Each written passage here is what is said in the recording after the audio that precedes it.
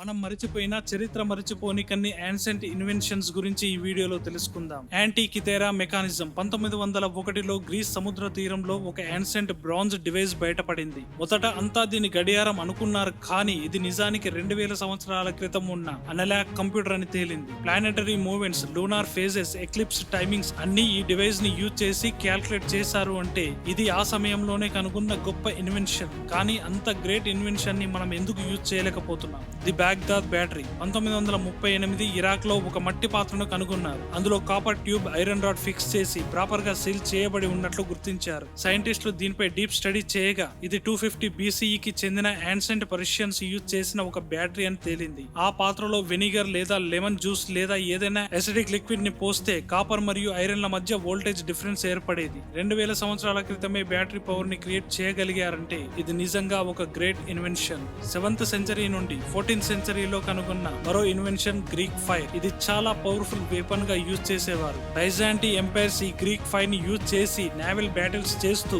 నీటిలోనూ నేలపైనూ Monday స్వభావం ఉండడం వల్ల ప్రత్యర్థులపై ఈజీగా విజయం సాధించేవారు. దీనిలో హైలీ ఫ్లేమబుల్ లిక్విడ్, మేబీ ఇది పెట్రోలియం మిక్స్డ్ విత్ రెజిన్స్ తో కలిపి చేసినట్లుగా భావించారు. కానీ ఇప్పటికి దీని మిస్టరీ అన్సాల్వ్డ్ గానే ఉంది. ఈ యాన్సెంట్ ఇన్వెన్షన్స్ మీకు ఎలా అనిపించాయో కామెంట్ లో షేర్ చేయండి.